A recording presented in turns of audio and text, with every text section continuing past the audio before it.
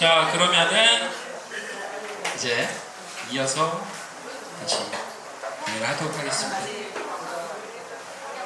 제가 지금 보여드렸던 이제 사례들이잖아요. 사례들을 통해서 지금 이제 쉬면서 잠깐 얘기를 나눴는데, 사실 가죽 공방들 굉장히 좀 많아졌거든요. 옛날에 비해서. 제가 처음 시작할 때는 사실 가죽 공방이라는 존재 자체가 없었고, 그리고 그 몇 년 후까지는 사실 거의 아시던 분들이었어요.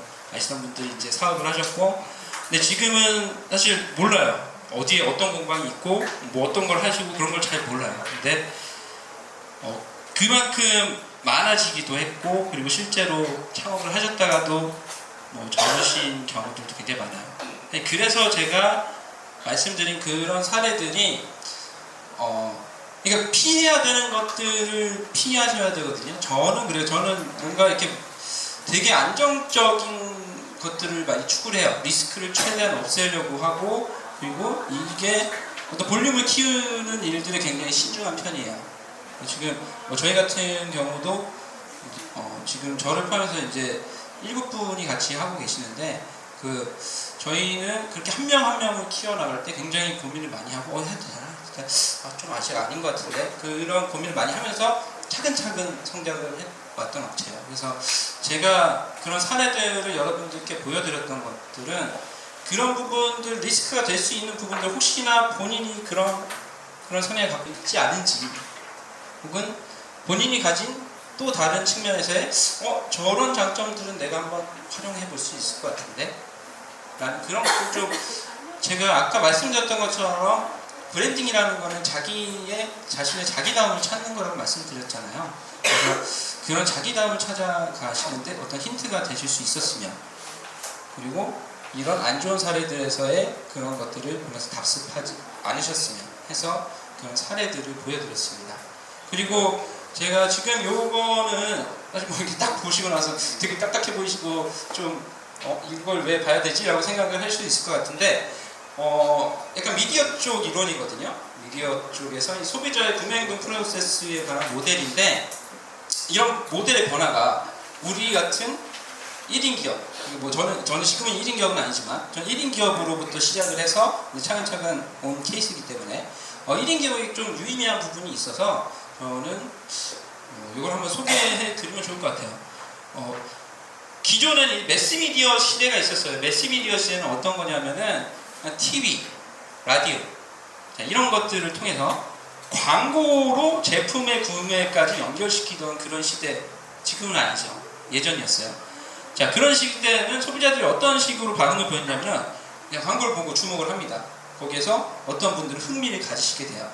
그런 흥미가 저거 가지고 싶은데 하는 욕구로 연결이 되고, 그리고 그걸 기억해 놨다가 구매를 하시는 거예요.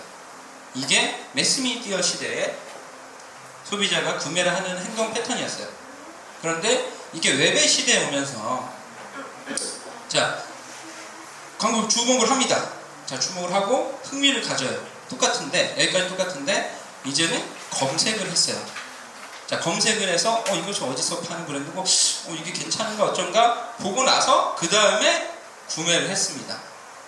그리고 나서 구매에서 끝나는 게 아니에요. 웹의 시대에는 이거를 알려주죠. 뭐 흔히 우리가 얘기하는 블로그의 시대인 거죠. 블로그에서 파워블로거가 엄청난 힘을 갖고 있던. 그래서 이런 시대를 거쳐서 지금은 이 시대도 아니에요. 자, 한 번 더 넘어가게 됩니다. 지금은 소셜웹의 시대로 왔습니다. 자, 소셜웹이라는 건 SNS를 말씀드린 거예요. 뭐 인스타그램이나 뭐 페이스북이나 이제 그런 것들. 자, 여기에서의 좀 주목해야 될 부분은 뭐냐면은, 똑같아요. 보고선 흥미를 가지고 검색을 해요. 근데 여기에서 바로 구매가 이어지는 것이 아니라, 자, 그전에는 기업체가 고객들과 만날 수 있는 게, 어떤 브랜드가 고객들과 만날 수 있는 기회는 그전에 뭐 홈페이지라든지 아니면 뭐 블로그 같은 거였죠. 블로그 같은 거, 물론 어떤 공유하고 뭐 공식 블로그 같은 걸 통해서 뭐 댓글을 달고 답변을 할 수는 있지만 뭔가 대등한 관계에서의 소통은 아니었단 말이에요. 그런데 지금은 직접적으로 1대1의 관계를 만들어낼 수가 있어요. 그게 바로 소셜웹이에요. 지금은 그냥 그런 공식 계정이 있고, 그리고 저 같은 경우는 이제 공식이면서 저의 개인 계정을 같이 운영을 하거든요. 인스타그램에서. 그래서 그런 걸 통해서 직접 질문을 해요. 소비자분들이 직접 질문을 하고, 뭐 직접 뭐 그런 뉘앙스를 보시면서 뭔가 뭐 댓글을 달아주시고, 뭐 괜찮아요, 멋있어요, 뭐 그런 댓글을 달아주시고, 그리고 그러면서 이제 관계를 만들어 가게 되는 거죠. 소비자와 브랜드가 직접적으로 소통하면서 관계를 만들어 가는 시대에 도래를 했습니다. 그리고 이런 관계의 형성은 어떤 역할을 해주냐면, 여기 뭐 한글로 충성이라고 하니까 좀 어색한데, 브랜드 로열티죠. 고객이 브랜드에 가질 수 있는 충성심을 유도할 수 있어요. 그리고 이런 충성심이 나아가서 저의 브랜드를 직접적으로 지지해주는 그런 지지자층까지 연결을 할 수가 있어요. 이게 어떤 차이냐면은, 예전에는 매스미디어 시대에는 굉장히 임팩트 있는 뭐 나이키나 뭐 아디다스 그런 임팩트 있는 광고를 통해서 거대한 자본을 투자한 그 광고가 소비자의 머릿속에 기억에 남는단 말이에요. 그리고 그게 구매로 연결이 됐는데, 지금은 자, SNS를 통해서, SNS는 누구나 할 수 있죠. 자, 혼자 개인 브랜드를 만든 사람도 할 수가 있어요. 그런 분들이 직접적으로 큰 돈을 들이지 않고 고객과 소통하고 나의 브랜드를 지지해주는 지지자층을 만들 수 있는 통로가 생긴 거예요. 그래서 저는 여러분들에게 SNS는 웬만하면 하시는 걸 권해드려요.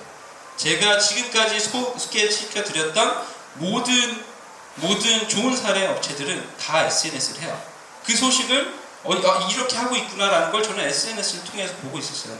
이제 뭐 주변에서 직접 듣기도 하고 직접 만나는 경우도 있지만, 제가 보고 있다는 것은 소비자도 보고 있다는 거예요.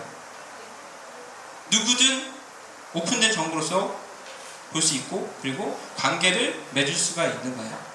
그래서 저는 이런 부분에서 이걸 좀 유의미한, 우리 같은 1인, 특히나 이제 1인 기업에게 유의미하지 않나라고 생각을 하고, 그런 SNS 부분은 좀 이렇게 좀 장르가 좀 다르긴 하거든요. 뭐 인스타그램 같은 경우는 사실 좀 어떤 용도로 사용이 되냐면, 브랜드의 뉘앙스를 전달하는데 좀 많이 사용이 돼요. 그러니까 긴 컨텐츠는 아니잖아요. 뭔가 정돈을 하기도 어렵고 그때 올라오면은 그냥 계속 뒤로 밀리니까. 그렇지만 이 하나의 페이지를 봤을 때, 이 브랜드가 이런 색깔이고 이런 뉘앙스를 갖고 있구나, 이런 브랜드 컨셉을 전달하는데 도움이 많이 된다고 생각을 하고, 그리고 물론 그 기존의 채널이긴 하지만 블로그도 같이 하실 수 있으면 좋아요. 블로그라는 거는 좀 더 정돈돼서 정돈된 정보를 전달하기에는 오히려 이제 블로그 채널이 또 좋은 점들이 있거든요. 뭐 예를 들어서 뭐 수강을 한다고 했을 때, 뭐 수강의 커리큘럼이라든지 뭐 시간이 어떻게 되고 뭐 금액이 어떻게 돼요, 이거를 인스타에 매일 올릴 수는 없잖아요. 그렇지만 인스타는 또 이제 매일매일 뭐 한 장의 사진을 올릴 수도 있는 거니까, 한 장의 사진과 짤막한 글귀로 나의 브랜드를, 이런 브랜드의 컨셉을 계속 설명해주고, 그리고 블로그로 유입해서 또 정보를 전달하고, 실질적인 정보를 전달하고, 이런 창구로 활용을 하셨으면, 옛날에는 이게 엄청난 돈이 투자되는 거였는데 지금은 시간과 노력만 투자를 하시면 돼요. 그거는 우리가 할 수 있는 일이니까요. 그래서 유의미하다고 소개를 시켜드렸고, 그리고 이제 그럼 업체 사례의 마지막으로, 자, 가죽 공방 제 기회가 있습니다. 제가 운영을 하고 있고요.